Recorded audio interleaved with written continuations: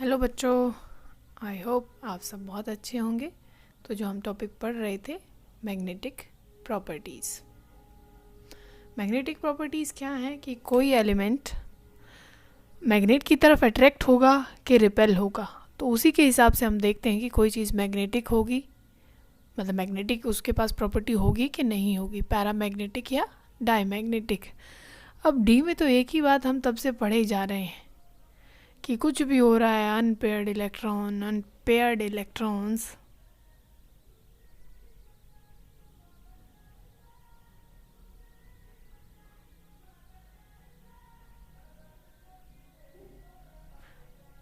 तो unpaired electron के होने से आप क्या डिसाइड करेंगे कि उनकी मैग्नेटिक प्रॉपर्टी होंगी कि नहीं होंगी। तो नंबर ऑफ अनपेयर्ड जितने इलेक्ट्रॉन होंगे उसी के हिसाब से आप उसकी प्रॉपर्टी डिसाइड करेंगे। मान लीजिए आपके पास Mn है, याद हो गया होगा अभी तक आपको, D5 होता है, अनपेयर्ड इलेक्ट्रॉन भी 5 होते हैं। तो आप क्या बताएंगे कि 5 अनपेयर्ड इलेक्ट्रॉन है। तो एक फार्मूला हम पढ़ते हैं, n+2। ये n और कुछ नहीं है, ये क्या है, नंबर ऑफ अनपेयर्ड इलेक्ट्रॉन। आपको ये सिर्फ जैसे शोकेस होता है ना, उसके लिए ये फार्मूला आप ज़रूर याद रखें। पर आपके पास एक बहुत आसान सी ट्रिक है, आप कॉन्फ़िगरेशन आप सबको लिखनी आ गई है और आपको अनपेयर्ड इलेक्ट्रॉन आप वहाँ से पता कर लेंगे। तो जितने भी अनपेयर्ड इलेक्ट्रॉन होंगे, मान लीजिए आपके पास है स्कैंडियम, कितना है, D1 है, एक अनपेयर्ड इलेक्ट्रॉन उसके पास है। तो आप इसकी क्या लिख देंगे, यहाँ 1 पुट करेंगे। मान लीजिए आप पुट करना चाह रहे हैं, तो ये √1 1+2, ठीक है, अनपेयर्ड इलेक्ट्रॉन हमने यहाँ पुट किए हैं। तो आपको अगर आप निकालेंगे तो एवरेजली आप क्या करते जाएंगे, जितने अनपेयर्ड इलेक्ट्रॉन हैं 1.8 कर दीजिए, मतलब जितने भी है वही 2 है 0.8, 3 है 0.8, हाँ 9 भी लगा सकते हैं, 7 भी लगा सकते हैं, तो आपका आंसर गलत नहीं होगा।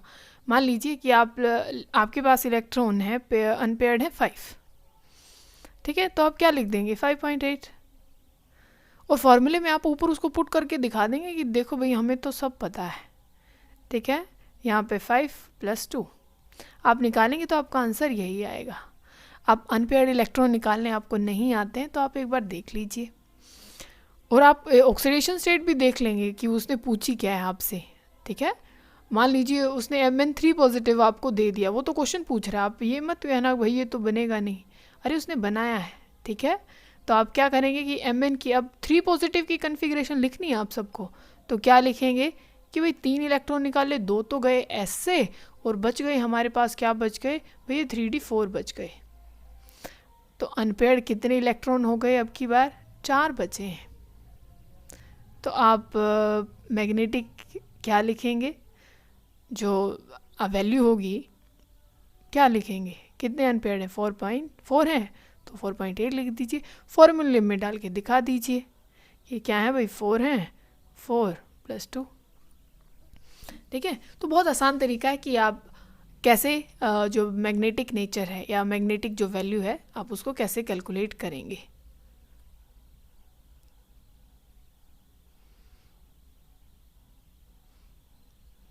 ठीक है, इन्होंने क्वेश्चन पूछा है, calculate the magnetic movement of A divalent ion in aqueous solution if its atomic number is 25।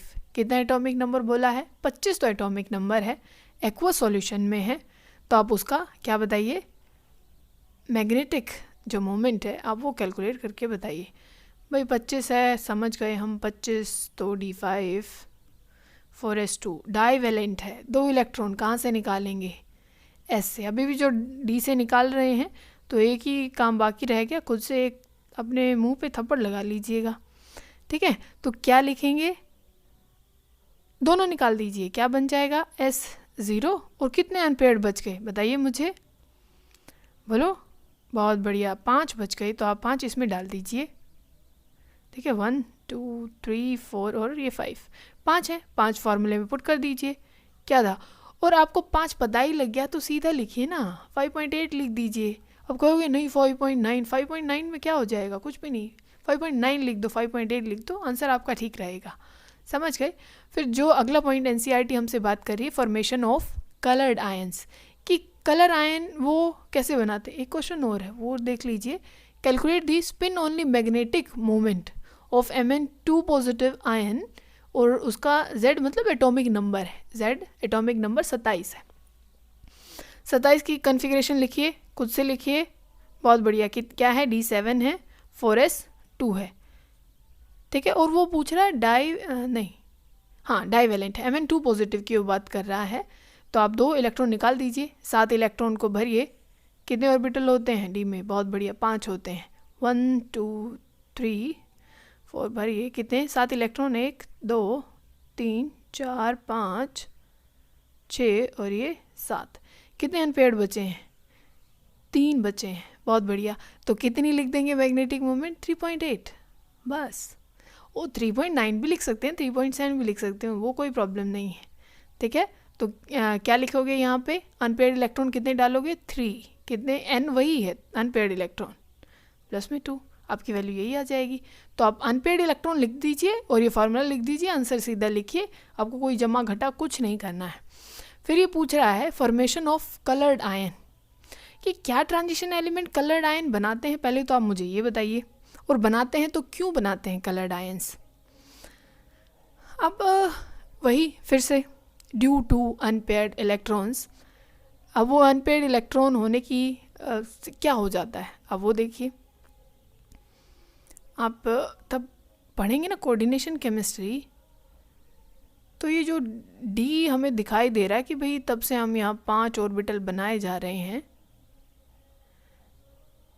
तब आप उस चैप्टर में इसको देखेंगे तो आपको नज़र आएगा कि भाई ये ऐसे नहीं रहता है, ये टूट भी जाता है, टूट जाता है ये, तब इसके पास तब बहुत सारी लिगेंड्स आती है ना, तो ये ब्रेक डाउन हो जाता है ऐसे ऑर्बिटल्स में, 3 नीचे और ये 2 ऊपर। इसको बोलते हैं हम T2G और इसको बोलते हैं हम EG, ठीक है, इनके नाम है ये, इस जो लेवल है। और वैसे ये E आप मतलब T का समझे तो ये ट्रिपली डीजेनरेट, मतलब 3 ऑर्बिटल हैं यहाँ पे। अब कलर्ड आयन कैसे हैं, मान लीजिए आपके पास 3 इलेक्ट्रॉन है और 3 आप किस में मानेंगे, वेनेडियम में, ठीक है, 23, और वो 2 पॉजिटिव में, मतलब एस के हमने निकाल रखे हैं, ठीक है। अब क्या है, जैसे ही अनपेयर्ड इलेक्ट्रॉन है ये जंप कर सकता है, आप जैसे ही इसको एनर्जी देंगे तो ये यहाँ पे जाएगा, कोई भी इलेक्ट्रॉन इसको पहुँचा दीजिए, इसको कोई एक इलेक्ट्रॉन यहाँ से गया, यहाँ पे गया, और अपने घर में ही सब स्टेबल रहते हैं, ऐसे तो है नहीं कि वो ज़्यादा समय तक ऊपर नहीं रहेगा।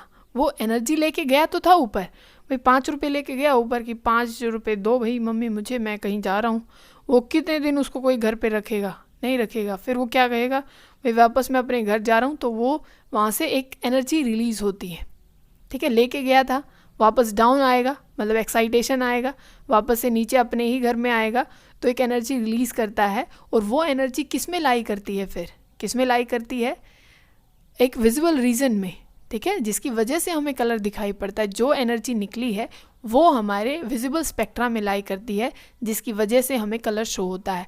अगर आपको बोला जाए क्या भाई जिंक कलर शो करेगा, क्या जिंक कलर शो करेगा, आप बोलेंगे बिल्कुल नहीं करेगा। क्यों करेगा भाई, 10 इलेक्ट्रॉन इसमें और इसमें फुल्ली फिल्ड है, अनपेयर्ड इलेक्ट्रॉन चाहिए हमें, तो वो तो है नहीं, तो नहीं शो करेगा। अच्छा वो कहेगा कि बताओ अब क्या जिंक 2 पॉजिटिव कर सकता है, तुम बोलोगे भाई नहीं ये नहीं करने वाला, क्यों, क्योंकि फिर क्या भाई एस के निकाल दो, फिर भी 10 बचे ना, सारे पेयर्ड हैं, तो जिंक 2 पॉजिटिव कलर शो नहीं कर सकता। अब मान लीजिए आपसे एक क्वेश्चन और पूछना शुरू कर दिया, क्या पूछे, बताओ भाई क्या स्कैंडियम करेगा, क्या स्कैंडियम करेगा, आप बोलोगे बिल्कुल करेगा। क्यों करेगा, क्योंकि भाई उसके डी में कितने होते हैं, 1 होते हैं, तो वो करेगा, वो तो जा सकता है ना ऊपर, कूद के जाएगा फिर से आएगा, एनर्जी छोड़ेगा, वो विजिबल रीजन में आएगी तो कलर तो आएगा। अच्छा वो पूछे, चलो अच्छा इतना पता है तो एक और बता दो, स्कैंडियम 3 पॉजिटिव क्या कलर शो करेगा, तुम बोलोगे अभी बताता हूँ, एक बार लिख लूँ, तो क्या बोलोगे, देखोगे कि भाई ये पढ़ा था, याद था, D1 था और 4s2 था, ये है 3 पॉजिटिव, मतलब तीनों चले गए। अब भाई बात चल रही है डी ऑर्बिटल की, तो डी में तो ज़ीरो ही हो गया, इलेक्ट्रॉन है ही नहीं, तो ऊपर जाएगा कैसे? तुम हो ही नहीं तो किसी के घर जाओगे कैसे? तो ये कोई कलर शो नहीं करने वाला। स्कैंडियम कर रहा था, स्कैंडियम 3 पॉजिटिव कोई कलर शो नहीं करेगा। तो आप क्या बोलेंगे कि अगर कितने इलेक्ट्रॉन हैं, अगर डी में 10 इलेक्ट्रॉन हैं, अगर डी में 0 इलेक्ट्रॉन है, तो वो कोई कलर शो नहीं करेंगे। बात समझ गए? कंडीशन क्या हुई कलर के लिए? एक तो मतलब अनपेयर्ड इलेक्ट्रॉन होने ज़रूरी हैं और डी में होने ज़रूरी हैं, ठीक है? तो वो कलर कंपाउंड शो करेंगे और ये ट्रांजिशन एलिमेंट की एक प्रॉपर्टी होती है।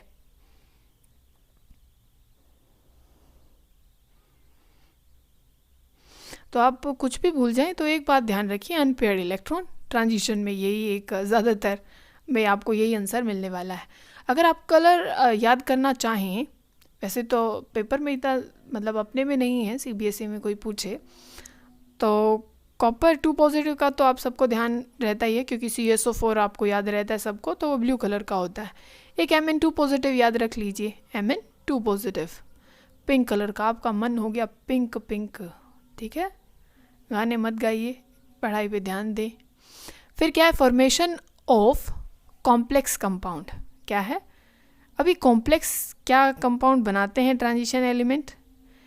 क्या जो ट्रांजिशन एलिमेंट है क्या वो हमारे कॉम्प्लेक्स कंपाउंड बनाएंगे या नहीं बनाएंगे, और बना रहे हैं तो क्यों बना रहे हैं? कॉम्प्लेक्स का मतलब क्या है भाई? कोई खतरनाक सा ही होगा, कॉम्प्लेक्स ही बात वो कर रहा है, कॉम्प्लेक्स कंपाउंड ये बनाएंगे कि नहीं बनाएंगे। तो फिर से वही बता दीजिए, अनपेयर्ड इलेक्ट्रॉन है बहुत सारे, और डी में और एस में बहुत कम एनर्जी होती है, तो बहुत ज़्यादा वेरिएबल ऑक्सीडेशन स्टेट शो करते हैं। इसी वजह से कॉम्प्लेक्स फॉर्मेशन जो कंपाउंड है उनकी फॉर्मेशन करते हैं। ये सारा वैसे आप लिगेंड में जो आपका कोऑर्डिनेशन कंपाउंड आएगा तब आप लिगेंड्स में पढ़ेंगे, तब सारी लिगेंड्स को तब आप बहुत अच्छे से पढ़ पाएंगे। अभी आप वही आप याद करें, due to the number of unpaired electron metal metal bond बहुत अच्छे बन जाएंगे, तो वही इसी वजह से कॉम्प्लेक्स फॉर्मेशन करते हैं। फिर आप एक पॉइंट और देखिए, जो क्या है ये कैटेलिटिक प्रॉपर्टी। अब कैटलिस्ट तो आप सबको पता होते हैं कि कैटलिस्ट क्या होते हैं, जो या तो रिएक्शन को फास्ट कर दे या तो रिएक्शन को स्लो कर दे। और कैटलिस्ट के पास, अच्छा यही कैटलिस्ट क्यों होते हैं? आपने 10वीं में एक रिएक्शन याद की थी कि भाई हाइड्रोजनेशन रिएक्शन, कि कोई ट्रिपल बॉन्ड है उसको सिंगल बॉन्ड में हम ले जाएं, है वो एडिशन ऑफ हाइड्रोजन, ऐसे ऐसे हम लिख देते थे। और यहाँ पे क्या होता था? निकल होता था, या पीडी होता था प्लेटिनम, या होता था प्लेटिनम। तो यही क्यों थे? कुछ और मतलब वो सोडियम क्यों नहीं आया, कोई और क्यों नहीं आया, यही क्यों आए? तो इनके पास फिर से वही property, variable oxidation state show होना। और क्योंकि वेरिएबल ऑक्सीडेशन स्टेट क्यों शो करते हैं? क्योंकि अनपेयर्ड इलेक्ट्रॉन बहुत ज़्यादा होते हैं, ठीक है ना? तो ये अगर कोई +2 कर रहा है तो वो +3 भी कर रहा है। और मैं Mn की तो आप पूछिए मत, कहाँ तक जा रहा है? 7 तक जा रहा है, 1 भी 2 भी 3 भी 4, मतलब 7 तक।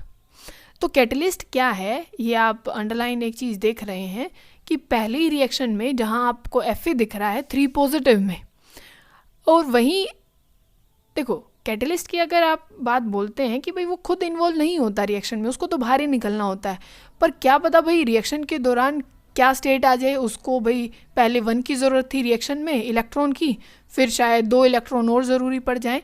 तो अपने जितने भी ट्रांजिशन एलिमेंट हैं वो कैपेबल हैं कि वो इलेक्ट्रॉन लूज़ कर सकते हैं, 1 इलेक्ट्रॉन भी दे देंगे, 2 इलेक्ट्रॉन भी दे देंगे। तो इतने ज़्यादा अनपेयर्ड इलेक्ट्रॉन होने के कारण और वेरिएबल ऑक्सीडेशन स्टेट होने के कारण वो क्या है, कैटेलिटिक प्रॉपर्टी भी शो करते हैं। आप नेक्स्ट पॉइंट अगर देख रहे हैं तो ये क्या है, फॉर्मेशन ऑफ इंटरस्टिशियल कंपाउंड। हाँ भाई ये ड्राइंग मेरी ही है, तो आप देखें कि इंटरस्टिशियल का मतलब क्या होता है। इंटरस्टिशियल क्या होता है, मान लीजिए लैटिस ऐसे ऐसे आपको दिखे, ठीक है ना, ऐसे ऐसे ये कंपाउंड मतलब एटम है इनके, ये आयरन है मान लीजिए, उसकी लैटिस ऐसी है, तो बीच में स्पेस होता है, इसी को हम बोलते हैं इंटरस्टिशियल साइट। और मान लीजिए इसमें थोड़ी थोड़ी आप तब भी कोई चीज़ पैक करते हैं, मान लीजिए आपके पास बहुत सारी बॉल हैं और आपने ऐसे ऐसे रख दी, तो बीच में स्पेस बचता है, तो आप उसमें ना छोटे छोटे एलिमेंट डाल सकते हैं। जैसे छोटा सा आप हाइड्रोजन डाल दीजिए, उसमें नाइट्रोजन डाल दीजिए, ठीक है ना, कार्बन डाल दीजिए, तो ये इनकी स्ट्रक्चर जो लैटिस है भाई बड़े बड़े मॉलिक्यूल्स हैं, तब ये स्ट्रक्चर बनाएंगे तो बीच में जगह बच जाती है और उसमें ये जो हाइड्रोजन आ गया चुटकू सा और अपना कार्बन आ गया तो ये इसमें फिट हो सकते हैं, तो इसी वजह से ये इंटरस्टिशियल कंपाउंड की फॉर्मेशन भी करते हैं। आ गया होगा सबको समझ में? बहुत बढ़िया। अब एक पॉइंट और है, क्या है कि एलॉय फॉर्मेशन, कि एलॉय फॉर्मेशन कैसे करते हैं। एलॉय सबको पता होगा कि एलॉय क्या होता है, क्या होते हैं एलॉयस, कि जो दो मेटल्स होते हैं, क्या हैं, दो जो मेटल्स होते हैं उनको तब आप मिला देते हैं तो एक तीसरी चीज़ निकलती है, उसको हम एलॉय बोलते हैं। भाई आपने आयरन को मिला लिया और साथ में आपने जिंक को मिला दिया, आपने आयरन को लिया, आपने निकल को ले लिया, ठीक है ना, तो वो एलॉयज होते हैं। जैसे कि क्या, देखो ये एग्जांपल भी एनसीईआरटी दे रही है कि ब्रोंज बनता है, भाई किससे बनता है ब्रोंज, जो मेडल मिलता है ना, कॉपर और टिन से, ठीक है, कॉपर और टिन मिला के दे देते हैं, देखो, ठीक है, वो ब्रोंज होता है। अच्छा ब्रास देखो, कॉपर और जिंक से, तो ये आपको याद रखना है। अब देखो ये एलॉय फॉर्मेशन करते हैं, क्यों करते हैं भाई, कॉपर और क्या जिंक मिल सकते हैं, बिल्कुल मिल सकते हैं, क्योंकि मान लीजिए ये कॉपर की लैटिस है, ये क्या है, ये सब कॉपर कॉपर है, ये Cu है भाई, Cu है, तो एलॉय क्या है भाई, इस कॉपर को उठा के निकालो यहाँ से और इसमें किसको फिट करना है, जिंक को। तो हमने एक बात देखी थी कि भाई इतना साइज़ में इनके में डिफरेंस नहीं होता, तो इसी वजह से आप कॉपर को हटा के यहाँ जिंक डाल सकते हैं, क्योंकि इनके जो साइज़ में ज़्यादा डिफरेंस नहीं होता है। हमने देखो स्टार्टिंग में ही बात की थी कि अगर भाई ये 120 पिकोमीटर है तो एक कितने पे चला जाएगा, 122 पे चला जाएगा, इतना ही डिफरेंस है। तो क्या है, ड्यू टू जो सेम रेडियाई, सेम क्या है इनका रेडियस है, मेटालिक रेडियस, तो आप ये कर सकते हैं कि कॉपर की लैटिस है उसमें उसको हटाइए और दूसरा उठा के उसमें रख दीजिए, तो इसी वजह से ये एलॉय फॉर्मेशन भी करते हैं। क्यों? Due to the similar radii, metallic radii. बात सबको समझ में आ गई?